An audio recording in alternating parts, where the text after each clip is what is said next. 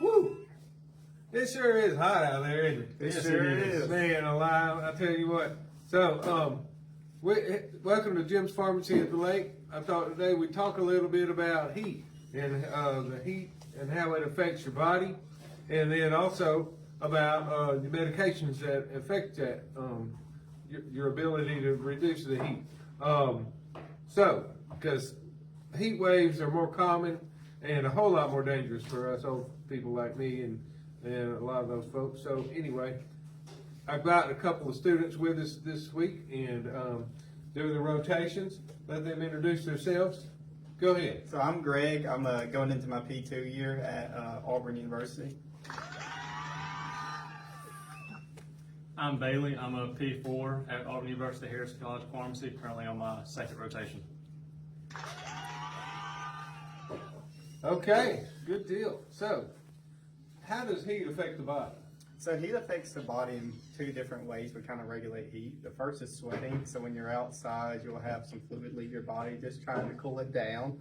The second is your blood pressure actually helps control your body or control the heat while you're outside.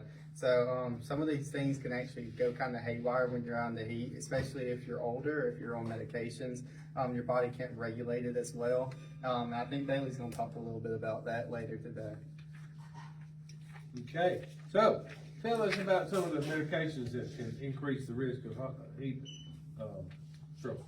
Yeah, we just wanted to go over some common drug classes today, just go over some indications that might seem pertinent to our patients, some examples of them, how they work and how the heat affects them, and some tips to help reduce the heat wave going around. Okay. So one of the first drug classes we want to go over today was the diuretics. These are also known as water pills.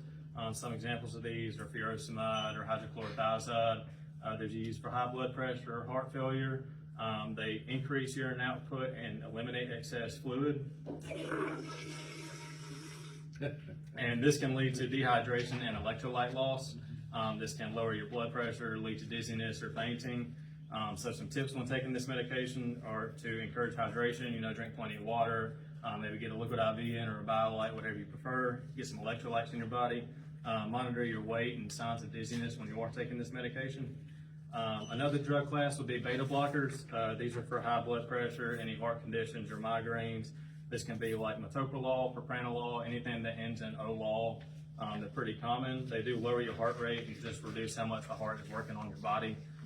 They reduce the ability to increase the circulation of the skin. This is a normal cooling mechanism like Greg talked about earlier with sweating and vasodilation. This can lead to fatigue and poor exercise tolerance, and some tips when taking this medication are to rest in cool environments when you are in the heat. Remember to hydrate and monitor for fatigue. Okay, another drug class is ACE inhibitors and ARBs. Some of these medications might be lisinopril or losartan. Kind of like beta blockers, they'll reduce the blood flow in your body, which can make you more susceptible to the heat.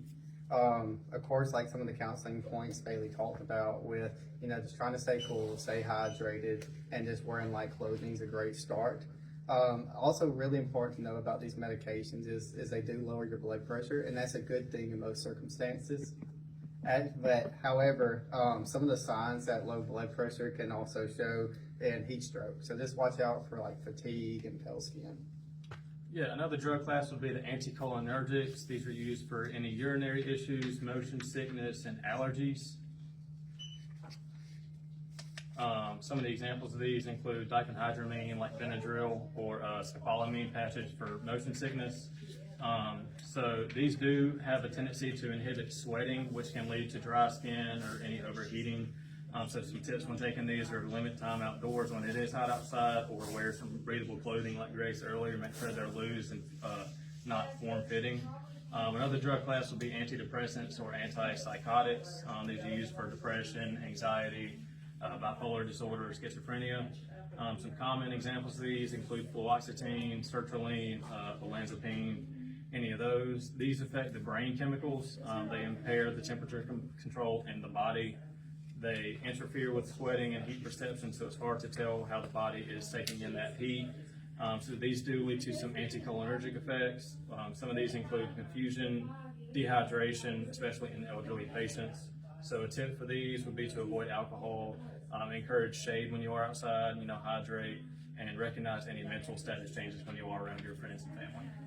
So, yeah, we've got to be very careful if we're taking some of these medications, especially, so where we live, we're out there on the golf course, we're out there on the lake, having a big old time. And Yes. you've got to be very careful because, especially on the lake, you think you're not getting that hot because you're in the water, but you still get dehydrated. Yes. So what are some of the signs of the heat stress? So it's important to look out for two main signs. The first is mild to moderate signs. So this can be just general fatigue, dizziness, cramping in the legs, and just a rapid pulse. What's really important to look out for actually though is severe signs. So if you experience any of these, please call 911 or seek a medical attention. And the first one is confusion and this kind of disorientation. Another one would be fainting or just unconsciousness, and of course seizures. So if you experience any of these, please just don't hesitate to reach out. And it could also be important to educate your family members or people you're around to look out for these symptoms as well. Yeah, and the skin dry and hot, not stop from sweating. So how do we stay safe?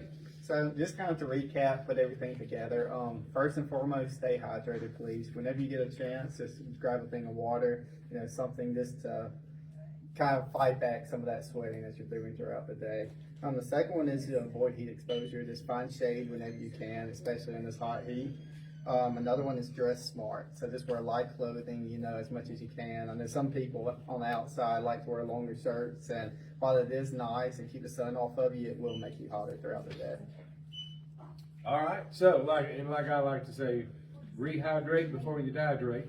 So, and we also have a little handout for you if you'd like to come and pick one of those up, just so you can refresh your memory on what we talked about today and have a reference.